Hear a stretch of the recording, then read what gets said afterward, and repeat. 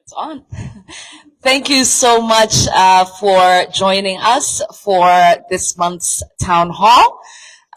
Really excited to I thought no one was going to be here because of the weather, so it's really good that some of you were brave enough to weather the storm and be here with us.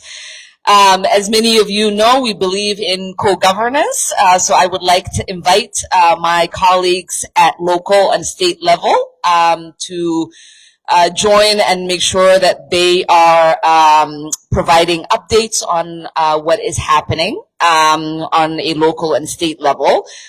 First, we are honored to have the mayor of Golden Valley, Mayor Rosalind Harmon, who will give us brief remarks.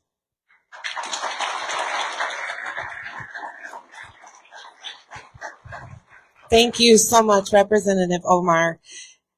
Welcome. I'm Rosalind Harmon, Mayor of Golden Valley, and I'm here to share a couple of updates of what's going on in our city. There are 2 projects that reflect smart investments in our region: clean water as well as public safety.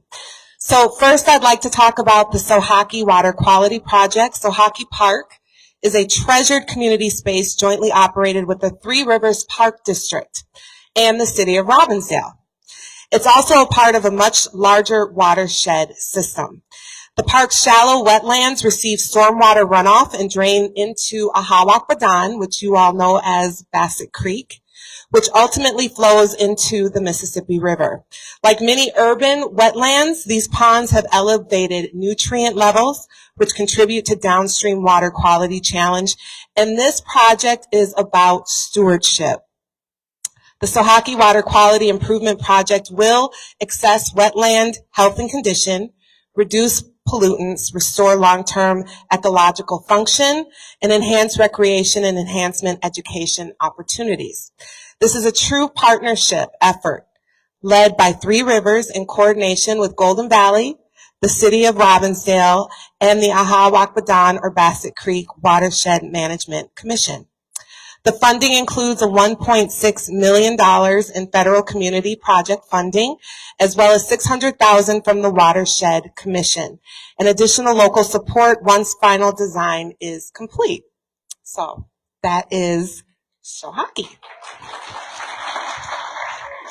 Absolutely. Our second project is, of course, one that we have been working on for a long time, and that is the Golden Valley East Fire Station project. This is all about protecting our people. Golden Valley is consolidating 2 outdated fire stations into one modern, strategically located facility along the Highway 100 corridor. Our current situations no longer meet modern standards to firefighter safety and wellness, equity and accessibility, or modern equipment needs. However, the new East Fire Station will support 24/7 duty crews, provide equitable facilities for all staff, because right now what our firefighters are dealing with, it's beyond time. Improve cancer prevention and safety measures, fit larger modern fire apparatus, expand training and maintenance capacity, as well as address ADA accessibility needs. And this investment will improve emergency response times in Golden Valley and strengthen mutual aid across neighboring communities. The funding includes city funds and bonds, as well as $3.2 million in state grant support for 2023 for early design and site work. So this is what partnership makes possible. Absolutely. And so, Representative Omar, I just want to thank you for your leadership as well as your support, because investing in clean water, especially public safety, means investing in our shared future. Thank you.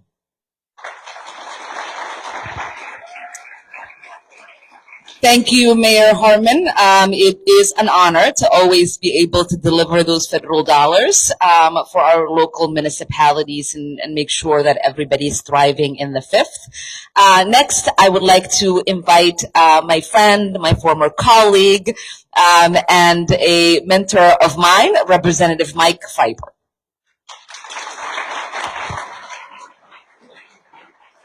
Thank you, Congresswoman.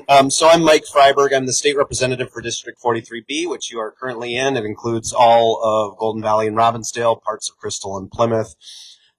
It's been a difficult year for Minnesota generally, for us in the legislature. We just started our session yesterday. It was the first day of the 2026 session. We started with kind of a beautiful tribute to my mentor, colleague, and friend, former Speaker Melissa Hortman. Congresswoman Omar served with her as well. Just a wonderful person, taken from us too soon. So there was a great tribute to her. It was a difficult day emotionally, but it was kind of what we needed to do. It was our first day back without her there, first day in the House without her there for 20 years, literally.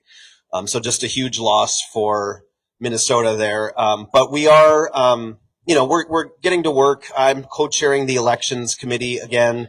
This year we've had a very productive few years in the elections front, passing policies like automatic voter registration, pre-registration of 16 and 17-year-olds. We restored the vote to people on probation. So we had our first meeting today. It's been pretty quiet so far at the legislature. We had a quick meeting today. I don't expect it'll stay that way. There's a lot of huge issues facing the state of Minnesota, as we know. Typically what we do in the even year session is try to pass a bonding bill to fund infrastructure projects around the state. I'm certainly hopeful we can do that this year. I do think in light of the recent federal invasion that we had here, though, the topic of ICE accountability and transparency is going to come up, and it's something we need to tackle, even though we don't have, obviously, we're a state government, not a federal government. We don't have direct funding authority over ICE or anything like that, but there have already been bills introduced to prohibit enforcement agents from being masked and unidentifiable, to allow Minnesotans to sue for violations of their civil and constitutional rights. And these are things we need to discuss as a legislature. It'll be tough. We have a tied House between Democrats and Republicans, but these are conversations we need to have and that we will have. So I really do appreciate the work that the Congresswoman and her staff put in during these last couple months. I know Nikki from her office is here, and they work really hard on just immigration issues, and obviously that's just been a huge topic these last couple months, and a very traumatic time for our state. So, my door is open. If you ever have questions for me as your state representative, feel free to reach out, read my own email, give me a call, stop by my office if you happen to be at the Capitol. So thank you for putting this on. Appreciate your accessibility to your constituents. So thank you.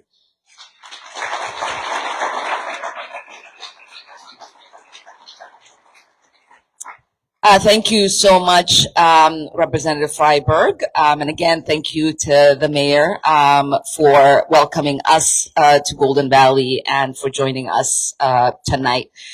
I want to start with just an update on the incident that happened at my last town hall. Really grateful to Minneapolis Police, our Hennepin County district office, and the FBI, and everyone who has been working towards the indictments and the arrest. The man was arrested. He faces both county and federal charges. He had his first day of hearing about a week ago, and the judge decided to keep him in jail until he has his court date, which probably will be in about a year or so. So just wanted to give you all an update. I know people have been calling and asking, and as far as how I'm feeling, I'm doing good, and not snow or attacks will stop me from having these town halls. So thank you all. We've been working in DC over the last year, trying to pass appropriations bills that help fund the government. The last one that we worked on was the appropriations bill for Department of Homeland Security.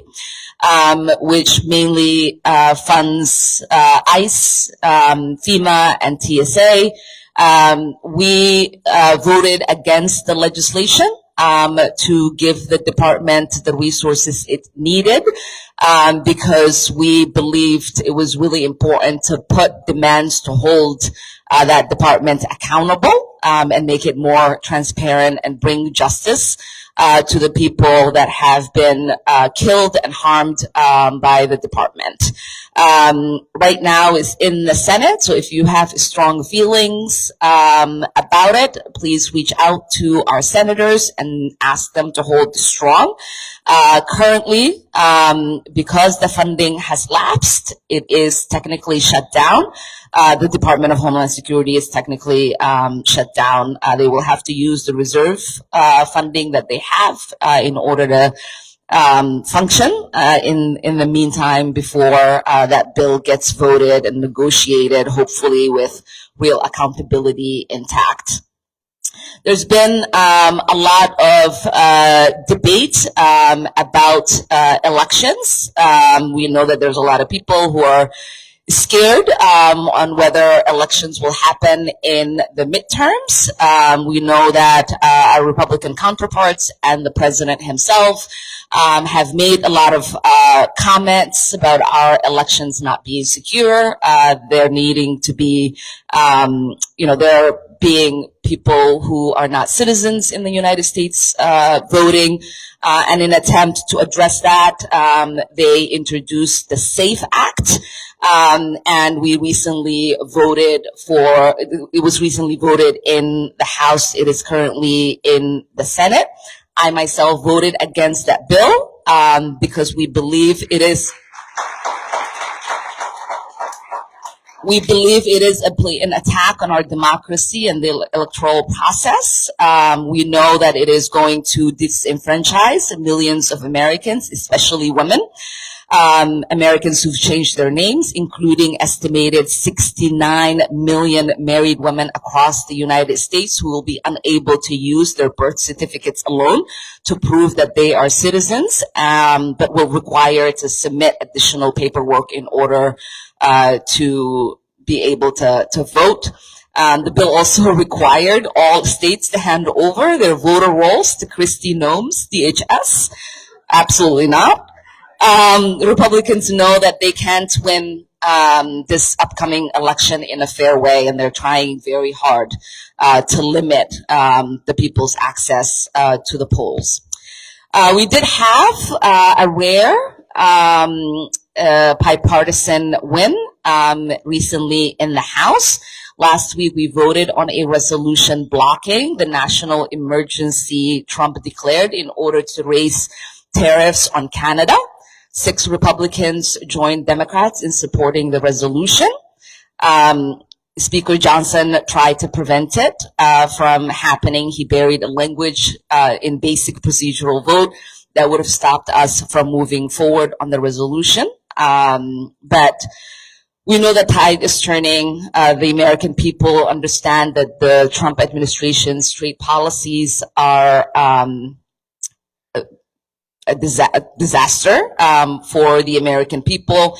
And it's really important for us to have these smaller wins because it signals to the president that he's not going to be able to do whatever he wants without a check from Congress. So really proud of my colleagues for being able to stand up to him.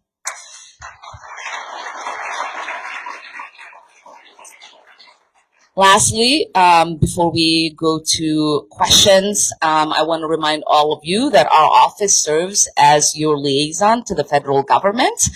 My staff in the room, can you all raise your hands or stand and raise your hand? The whole. Okay. They are here to be a crucial line of advocacy for our constituents who are experiencing issues with the federal government, like irregularities, delays, and emergencies. Although we know that we are working under a difficult environment with the federal administration, our duty still remains the same. Congressional casework involving ICE is unique and narrow, but we can help for people who are looking for individuals that might have been detained by ICE. If they are not in the detainee locator system within 48 hours, inquiring on urgent medical issues to ensure an individual is receiving appropriate medical treatment, ensuring an individual's attorney, loved ones are able to communicate with them. And importantly, our office cannot provide legal advice or assistance, but if there's other ways that we can help in regards to ICE and immigration enforcement, please reach out to our office. Our number is 612-333-1272. That's 612-333-1272. That is 612-333-1272. Last year, our staff were able to help 1,000 constituents with issues like Social Security, immigration, taxes, healthcare, and more. Our team was also able to return more than $4.8 million to constituents, businesses, and organizations in the district. We can't solve every problem, but we are committed to doing everything that we can to try. And now we will take questions. If you raise your hand, Ali will come to you with a mic. And as a reminder, always, please don't touch the mic. We'll start here in the green.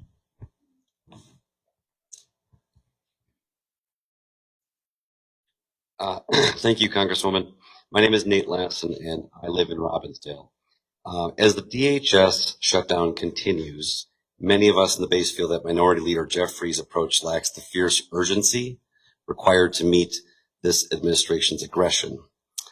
Given the distaste for the current wait-and-see leadership style, is there an appetite within the Progressive Caucus to challenge the current leadership hierarchy? Specifically, what is the path forward for a Democratic leadership that actually reflects the fight we're seeing in the streets of Minneapolis? I appreciate the question. You know, I was with some seniors earlier at a senior living facility, and I was talking about, you know, just even with DHS, the challenges that we have as we think about federal employees in having that department be subject to not having funding. And we know that ICE has a slush fund. The people that are going to be impacted are communities that need FEMA assistance. The people that are going to be impacted is TSA workers, who are essential workers. They're going to have to show up at work every single day without taking a paycheck. And so we know that, you know, majority of federal employees, people think these people make a lot of money. Maybe the contractors do, but a lot of the actual employees live paycheck to paycheck. And so what might seem like wait and see leadership to some people, it might be one that is actually taking into account the harm that could be caused if we are not careful in picking fights that can actually be resolved without the American people being further harmed. And so we had the opportunity right after we came back from the field hearing we had in Minnesota to have a conversation about what we wanted to do with DHS funding, because we knew that was coming. I led the Congressional Progressive Caucus to take an official stand to say, unless we have them meet these 10 demands, we're not going to be able to vote for the DHS funding. And we were able to get the go-ahead and the support of Leader Jeffries to do that. And it became the official stand of the whole caucus, and it translated also that becoming the official stand of the Senate. And so I think there are opportunities for us to make sure our leadership understands when the fight is appropriate, and when we know that the American people are with us to be able to undertake that fight.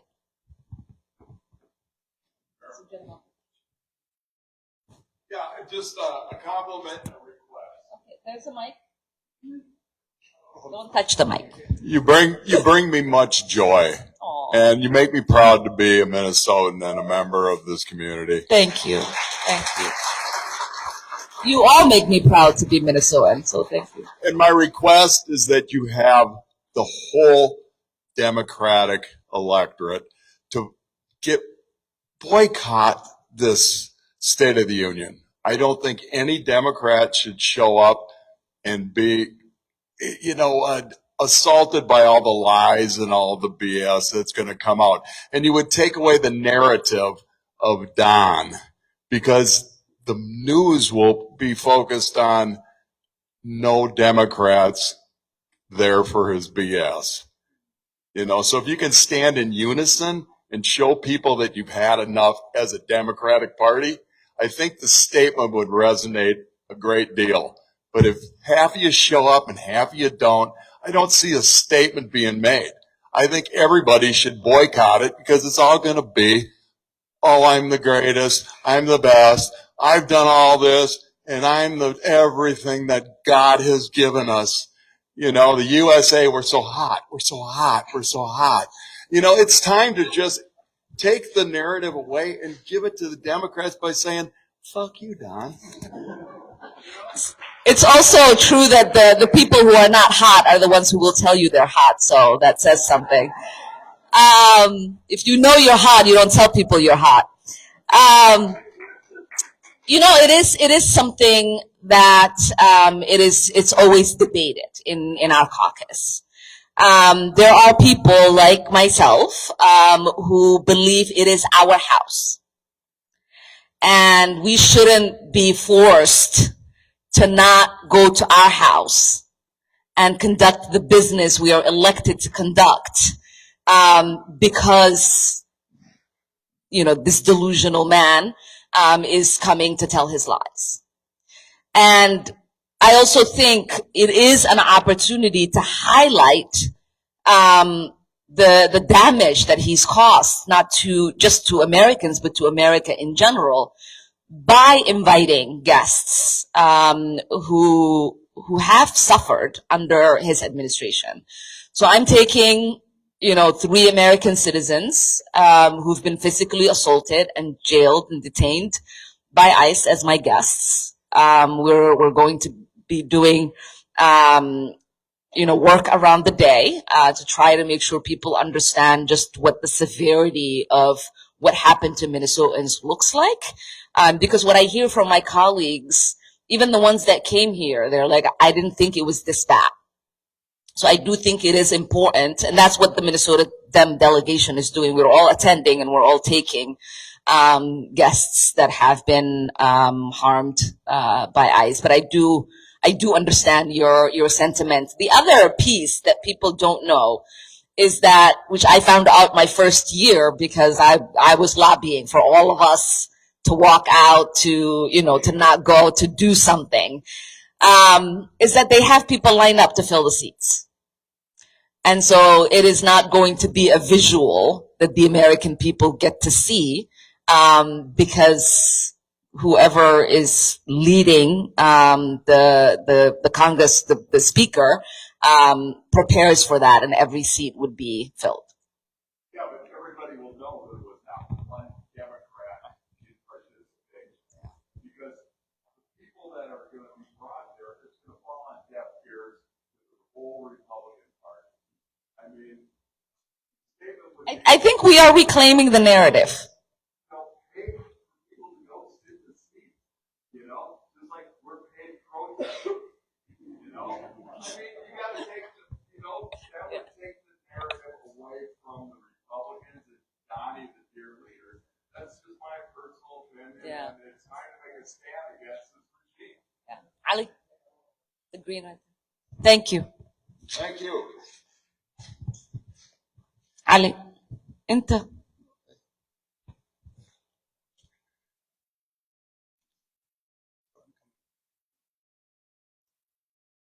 Hello. You're my favorite congressperson ever. I told you that before. And I'll be out the doors with you this summer. Don't respond to that because it's not a campaign event. I know, but that's true, right? No more gun violence. No more deaths. I feel empty inside. I'm used. Ali, can you move the mic a little way because it's echoing and I can't understand it. No more gun violence. I'm used to lobbying elected officials in state capitals or gun violence prevention that happens outside. I'm not used to going to a Capitol building to lobby against gun violence.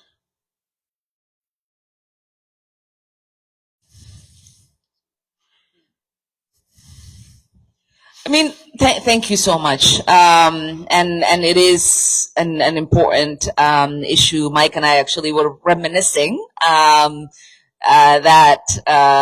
24-hour sit-in that we did in the Capitol when I was there, because our two youngest kids were with us, and we were just sharing photos of that day. And it is an important issue. It's an important issue to I would say most Democrats. We've been talking about it when we were in charge in the House. We passed legislation. Obviously, we didn't have the numbers in the Senate. We are, it was unfortunate that didn't go into law. Minnesota has really stepped up in passing legislation. I know they still have and are committed to doing more work. But yes, nobody should become desensitized to the idea that it's acceptable to have it be part of everyday life in a country like the United States, where people are being gunned down every day. It was just yesterday, I think, that there was a shooting in Rhode Island at the hockey ring, and it's severely unfortunate. And those are my colleagues who had the shooting at Brown. There's only 2 reps for Rhode Island, and that's not even that far ago. And so it is top of mind. And if someday we are fortunate enough to have the House, the Senate, and the presidency, that I will do everything in my power to make sure we get that done. Or my daughter will disown me, so yeah. I don't know if some of you know, but my daughter led the school walkout in 2017 for the 20th Columbine anniversary. There's one right there, the black over there, and then we'll come back. I promise you, I can see when your hand goes up, so I'm not. Hi, my name is Kat. I'm a constituent of yours from Minneapolis. I have a 2-part question for you. Obviously, what's been going on in Minnesota has been completely unacceptable. We've had people murdered on our streets. We've had people harmed in every possible way, the least of it emotionally, it feels like, even though that's been really terrible too. And it feels like sometimes the rest of the country, including Democrats in the House and the Senate, are not listening to how dire this situation is. I'm at a loss for how many more people need to die or be physically maimed or other things, horrible things to happen in our community and in other communities around the country before Congress acts. Part of why we're in this problem in the first place is because of the funding bill last year that did give ICE all of this funding, which was congressional, and also because Congress has failed to pass comprehensive immigration reform leading up until this point. So my question for you is 2 parts. 1, what is happening immediately, like over the next, let's say, month, to fix this problem? Like, what is going on? What are you doing? What are the big things you're thinking about to address this issue? And 2, longer term, it feels a little bit like some of the Democrats in Congress think that progressives or liberal-leaning people are just going to default support them no matter what they do. And that has led to some complacency, I think, in the party. What are you doing to address that and thinking more long-term going forward? No, I mean, I think you're right. As I said earlier, when we had about 27 of my colleagues come into Minnesota, we hosted a dinner for them, and we invited community members to come in and give, a 3-minute update on what they're seeing. And almost all of them remarked on the fact that they didn't think things were that bad. And then when we did the field hearing, that was almost unanimous in saying, you could, like, in real life see, if you watch the live stream of that, their mouths dropping, right, at the incidents that were being described by the witnesses. And when we had the young woman who was pulled out of her car that had the disability, that was going to her doctor's appointment, who's going to be my State of the Union guest. Yeah, thank you. But like when she testified, it was the same thing. People were saying, like, people didn't understand, right? And I try every day to try to explain to my colleagues that there is not going to be a 2-minute, interview clip or a 5-minute interview clip where it can be captured the level of devastation we have experienced. There's the physical harm. There's the terror. I was telling them the other day, you have men in paramilitary fatigue who are masked, who are carrying military style weapons. And there is 10, 15 of them walking down your block. And if you are a kid, if you are an adult, if you are someone, who's not me, who lived through a war, and, that is something that you've seen before, it is very traumatizing, right? I was last in a combat zone when I was 8, and to this day, like, the sight of that, it still triggers me. And a lot of our colleagues who have military background have been just expressing, right, how different it is even for them when they were in the battlefield, the way that they would carry themselves when they walked in neighborhoods, because they wanted the people not to be scared of them. And that the way that ICE is walking in our neighborhoods is actually like what they were told not to do. And so I think slowly since that hearing, a lot more people are, I think, fully waking up to the reality of what Minnesotans have been living with, which is, why without, I think, much pushback, we were able to get an official position from the Progressive Caucus to say we're not going to vote for DHS funding. That's why without like a big public debate, all the Democrats coalesced, whether they're in the Senate or in the House.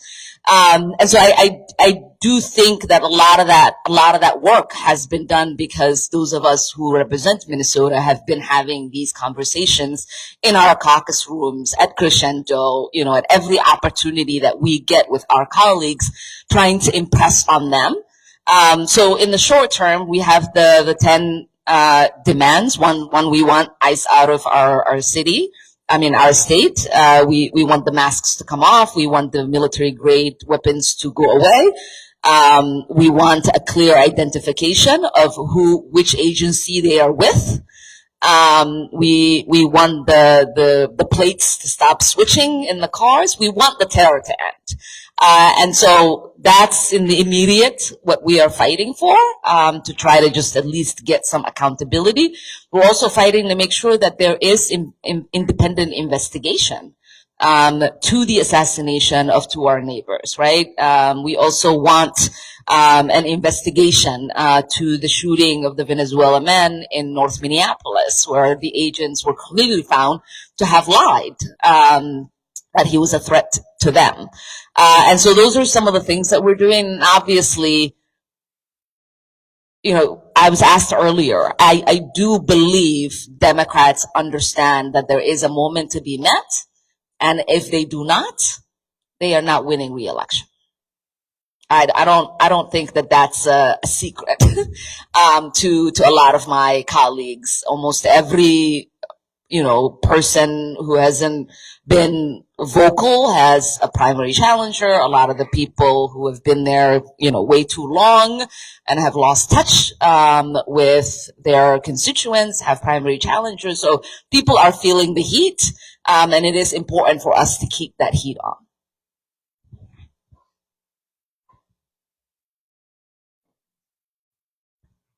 Don't touch the mic. Oh yeah, sorry. I'm a little nervous, but I have a comment and a question. pertaining to like the State of the Union. I don't think Democrats should boycott it because I don't know if this is the right guy's name. I'm not. This is my first time getting into politics. But Hakeem Jeffries, I think it is, he said, we cannot allow Trump to kick Democrats out of their own house because wherever the State of the Union is the house of the American people. So we as Democrats have to be there because that's our house too. And my question is, before you took questions, you said that we couldn't solve every problem. I just want to know what specifically those problems are that you're talking about, because obviously there's a lot of problems going on right now. No, that's right.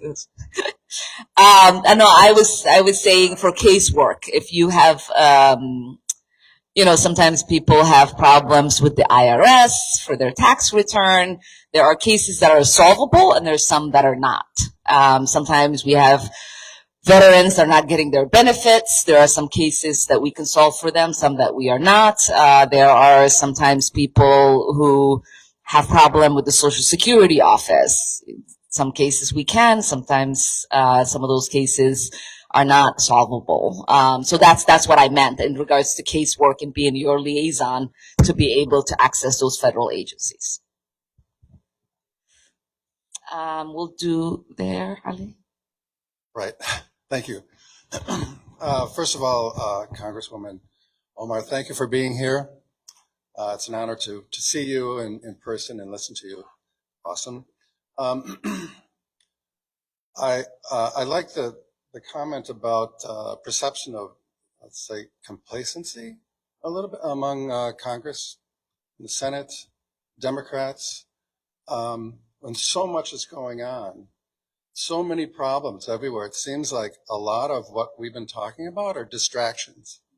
And in the meantime, we've got this armada of battleships and 2 aircraft carriers that are gathering in the Persian Gulf right now. And Trump is talking about possibly attacking Iran by Saturday. It just seems like the Democrats are not doing enough or loud enough talking about these kinds of horrible things that can happen. Not to mention blowing up these ships that are, coming out of Venezuela and wherever else. They just killed 11 more people a couple days ago. Are you being loud enough and talking about how horrible these things are and what they're doing for our reputation?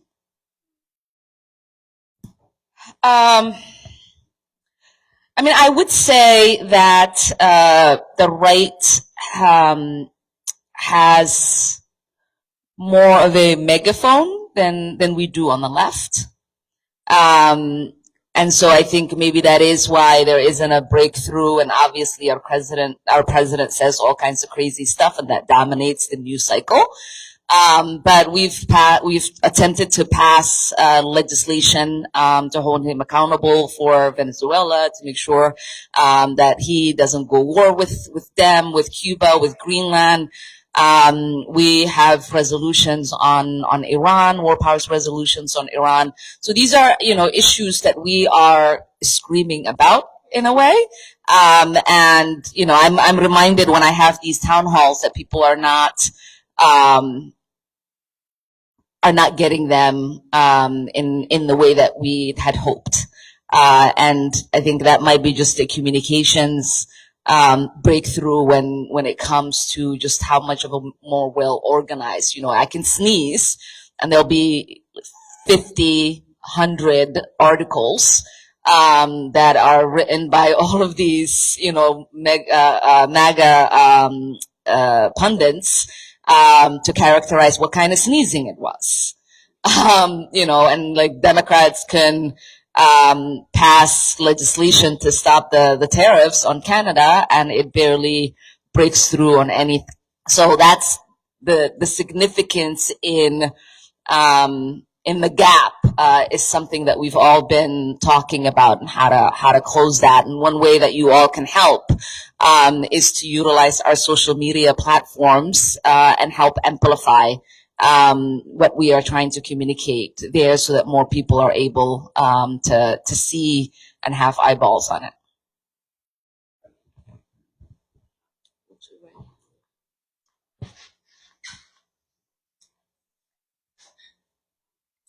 Representative, is that on? Oh, yeah, it's on. Okay, thanks. Representative Omar, thank you very much. We have so many problems, but I just want to confine my question to one, and that is, what is that day going to look like when we wake up in the morning and we realize that Vladimir Putin was right? He will have prevailed in Ukraine. He will move across Europe. And more importantly, every other dictator, wannabe, political entity that wants to take over their neighbor will say, hey, that worked great for him. We're going to do the same. And that's going to happen across the board. Where do you see this, the United States' position on Ukraine at this point? I don't think, I think it is really important that we do whatever it takes to help Ukraine win this war. And remain and maintain their sovereignty. I do believe, and I agree, that it will send the wrong message, and it could somehow get us into World War III if we had massive invasion of NATO countries. And so it's been my vote record has been to support any sort of way that can be helpful to the brave men and women of Ukraine who have thus far really shown an incredible bravery and courage as they defend their homeland.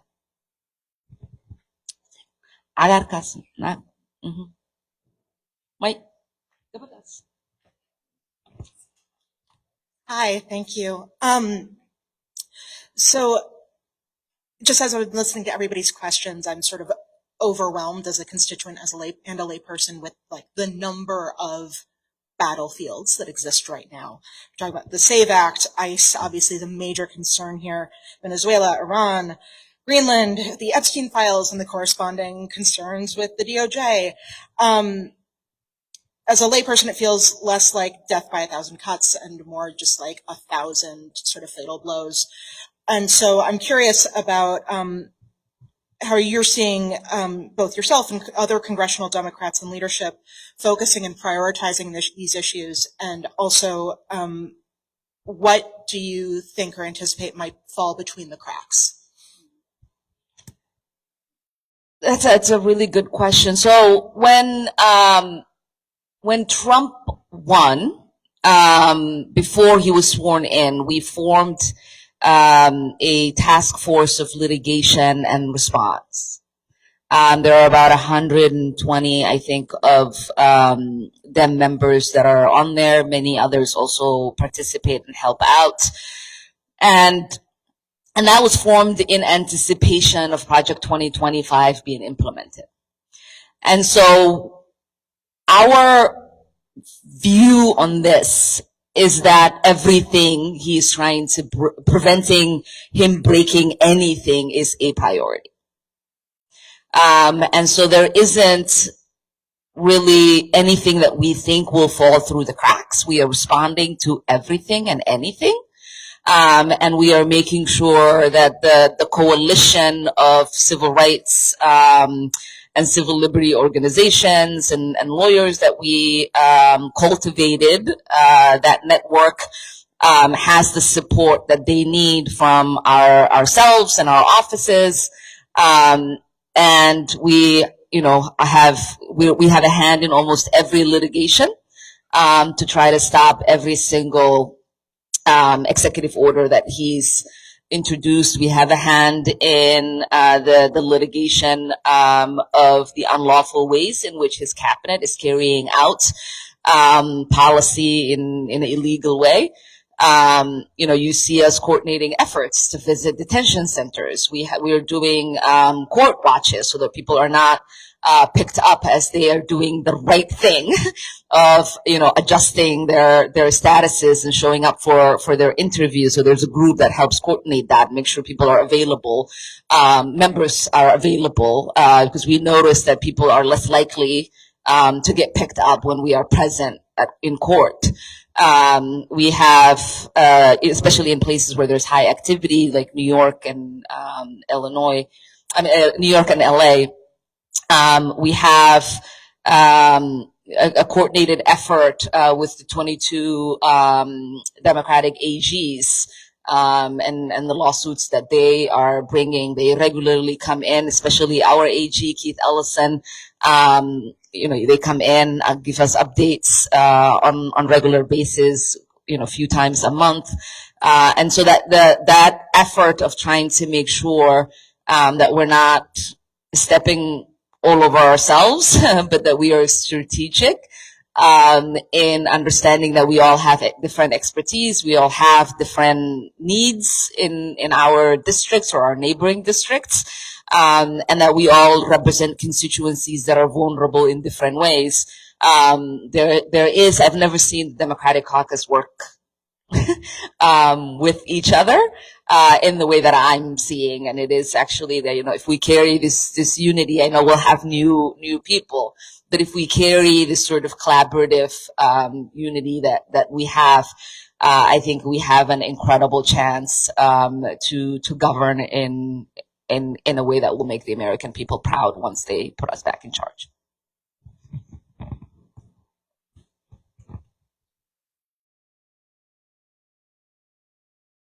Hi, thank you for being here. My name is Laura. I'm from New Hope, and not to add to another battlefield, because I agree that it is stressful how many there are, but one that is near and dear to my heart is the Boundary Waters Canoe area, and we've got HJ 140, which I believe you said no to on that one. That is going on to the Senate, and if that does end up passing, hopefully it won't, what would you do to protect Minnesota's natural resource and the nation's natural resources so that we have sustainability and longevity for future generations? I've been very vocal on that, and I know it passed the House. I think we lost one Democrat. I worked really hard for the ones who voted for it before, to not take that vote, just explaining to them just how precious it is to us. And I know that our senators are working incredibly hard in the Senate. So I don't see a path in which it passes the Senate right now. We'll go there. Hat, sorry. Trying to think how you say that in Somali. The hat of Kofi the cowboy. I'm Ron Adams from St. Louis Park, and thank you for being here tonight. They started bombing what seemed to be fishing boats off of Venezuela in the Pacific. They say they can't investigate them, stop them and investigate them because the Coast Guard doesn't have fast enough boats. And I'm thinking, doesn't the Coast Guard have a budget?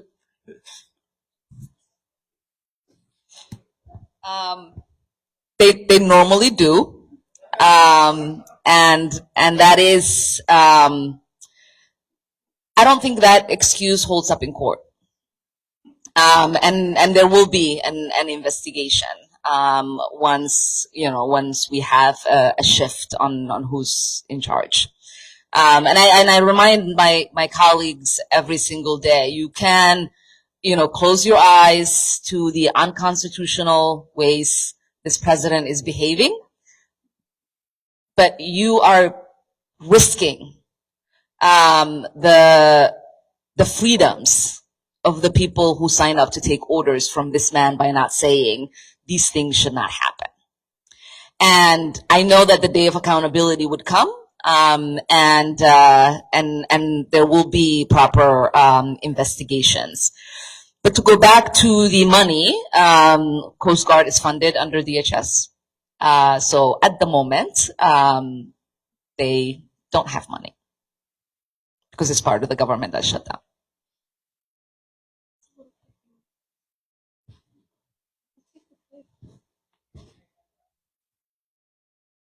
We'll come back to you back there.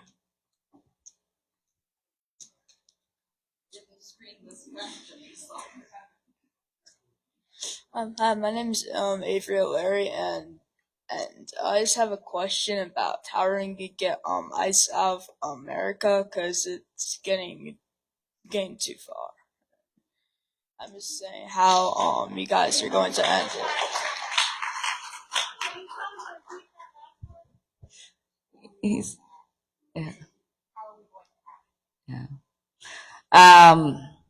It breaks my heart that as someone so young, you have to think about that. What I will say is that there is an easier conversation happening today than 6-7 years ago when I got to Congress about what we need to do with ICE, which is to abolish it. And there is a lot of conversation about what the dismantlement of the Department of Homeland Security should look like. Because right now, the agencies that are put together do not have accountability in the way that that formation exists. And it's very important for us, if we're not going to go back to pre-2002, in looking at how these agencies used to operate without this level of brutality that we are seeing, then we need to figure out a different system that can work for people where little children are not afraid of federal agents, trying to carry out the duties they were designated to carry out, but instead end up terrorizing whole communities. So thank you. So in light of the police and sheriff's inability or unwillingness to help us, I'm wondering if you were interested in pulling something from the past, the Minnesota State Guard, to act as rapid response, to create a foundation of defense for us. Because I'm looking at Schumer, Jeffries, and they can't or won't. But that might be a way to legitimize all the hard work I see around myself every day when I do rapid response.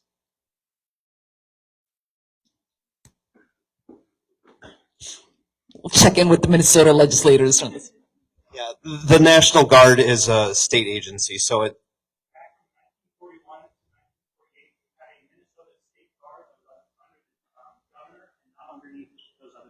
Sure, it's a little before my time, but we do have a National Guard right now. The governor has readied them. I know he did that a while ago, and the thinking was by doing that, he makes it so that the president cannot take advantage of Minnesota's National Guard. I don't, whether or not that's the best system, if we should look at like recreating some sort of a state guard. Our citizenry, so that when we do something, it's not just me by myself, disconnected on a signal chat with 1,000 other people. It has the backing of the state, and it has legitimacy to it. Like right now, why is it that we are organizing all of the rapid response groups without any assistance from the government at all? It's my friend who I climb with weekly, who spends 2 hours every night after work being dispatched. Why is that his job? Why don't we have backing from our representatives and from our state? No. Yeah, we should. I'm on those rapid responses chats, signal chats as well. I've been to Whipple to retrieve a constituent who's been letting go. I mean, the people I've seen there, the Haven Watch people at Whipple who like welcome back people who are getting released there are just doing incredible work. I mean, I'm not a religious person, but those, if there's such a thing as a saint, those people are saints who are doing that sort of work. And just what I've seen from my neighbors, from people I don't even know, people with silly, names like Seinfeld references on Signal chats and Simpsons references has just been incredible. If there is some way to legitimize them through the government, I'm certainly open to looking how we could do that. But yeah, just it shouldn't be up to ordinary citizens to do this kind of work. But at the same time, we have seen just incredible things from our neighbors, and anything we can do to support that work, I fully support. I mean, in one place, there is a problem in that when you have local and state law enforcement and the federal law enforcement, what I know that our governor and many mayors and police chiefs have been thinking about, because we've been part of these conversations, is that how do you avoid a clash between them? And even when the National Guard was sent to Whipple to just make sure things didn't get out of hand, they ended up working with the federal law enforcement in detaining people. And then you have people that are upset about that because, again, their mission is aligned, right? And so, my problem in wanting, because there hasn't been an incident in which you have local law enforcement, maybe one in Minnesota, where you have local law enforcement or state show up where they haven't then contributed to the harming like the people who are out there, very upset about what's happening to their neighbors and what's happening to their country. There's that one case where the police chief knew the husband of an observer, and when she was taken, her husband was able to call, and that police chief was able to make sure when they came, before they took her to Whipple, when they came to the police station to ask if he can take her home. And so it's challenging because they play on the same team. So that's been the bigger problem.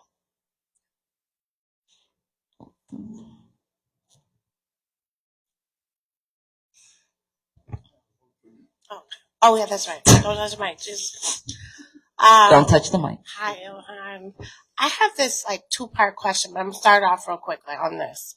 So I'm just a little bit worried about a bunch of people who've been breaking the law knowingly, and they know if they lose, the power in Congress or in the Senate, then what type of extremes will they go to hold on to that power? So I'm just a little bit, I just want to put that in your mind, what is the plan for that escalation? You don't have to answer that today.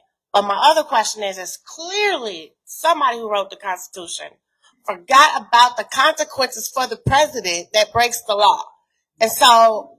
And if we can't give consequences to this man, which I don't believe we can't do that for presidents, we need to move forward with some sort of new plan. If presidents break the law like this, there needs to be consequences. But if we can't give consequences, let's just say we can't do it for the president, there needs to be a law somehow where consequences are for the people who are in Congress who allow it, because they are a part of the crime. So if we can't give consequences to the president, then we need to hold something over the heads of people who willingly go along with crime like that, so that they'll think twice before they vote and accept all this. That's all. I'm hoping we can come up with a new constitution.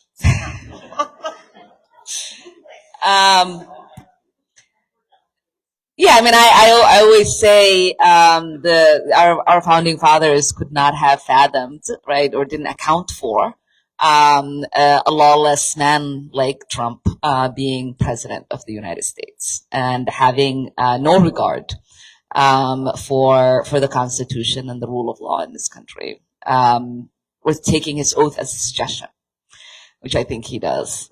I mean, there are consequences. There's impeachment is a consequence.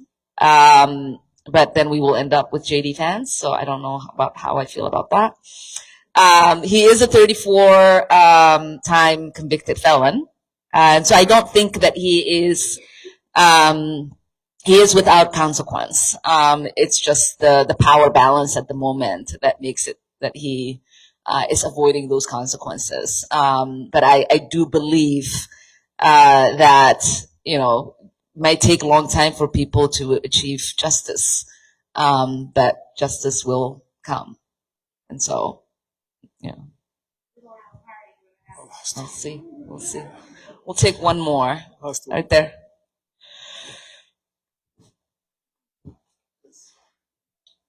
The green. So here Ali has been fasting today, so please don't hold it against him. So last I checked, there's about 2,000 Minnesotans who die from the opioid crisis currently. I know Trump is justifying a lot of his power grabs in immigration and elsewhere off of the fentanyl issue. With the progressive liberal solution being harm reduction, I'd just like to hear your thoughts on that subject and, what we could do as progressives to solve this issue. I mean, the way Trump is going about it is to say, you attacked me today, and then the gentleman in green has proximity to you, so I'm just going to go punch him in the face. Because Venezuela is not where fentanyl comes from, and it certainly is not trafficked through there. There are a lot more countries that we could be engaging with and have a conversation with, say, Mexico, if that was the real concern. And for us, it's not just harm reduction, because yes, once it's here, we want to make sure that people have the support and the care that they need. One, to not overdose so that they remain a part of our community. But two, that we, do everything that we can to create the programs that make sure that they're going to be safe. We also had, under the Biden administration, our Department of Justice was working really hard to bring narco charges against gangs and others, RICO charges against narco traffickers and gang members. All of that work is not being done at the moment. And so there is a path to getting to public safety. There is a path to dealing with drugs. But we know that the war on drugs is a failed one, because not only has it not stopped drugs from being trafficked, it has increased drugs from being trafficked, and it has caused the communities that we've gone after the most pain. Not only because they're exposed to the drugs, but the penalties are incredible. And then it is also responsible partially for mass migration, because those countries are made unsafe throughout our enforcement. And so I'm of the mind that, and instead of keeping the problem going so that we can use it as a talking point, like, we can actually sit down and find real solutions that, progressives like myself talk about, and people say that's silly. But there are solutions out there. If we were not, doing what we are doing because, corporations are benefiting from it and they pay the politicians to continue to run. If it wasn't the military industrial complex that was benefiting from it, and they have, contractors that make this stuff that are funding these politicians. I once had a conversation with some, really decent Republican who's very anti-war, very anti-intervention, and I said to him, why you keep voting for these things that just feed the beast? And he said, well, they feed the beast in my district, and so that is, what keeps my base happy. And so I'm just going to continue to vote for these things. And so we do have representation in the House of Representatives and in the Senate of people who know what the right thing is, who have moral clarity on what the right thing is. But they are too much of a coward to stand up to the people that are funding their campaigns to say, I'm not going to allow you to traffic these drugs. I'm not going to allow you to traffic these weapons that both kill people in Mexico and other Central American countries and kill my constituents and the American people because I need a $7,000 check. Like, that is not worth your soul. And so that is what we have. Majority of the people that are there, they're not thinking about making decisions that are bold and actually effective for the American people and the global South. They are making decisions to keep themselves elected and have adjacency to power. And we are never going to have, a House of Representatives that actually truly represents the people. So thank you so much for asking that. And thank you all again for joining us for this month's town hall. I will see you next month.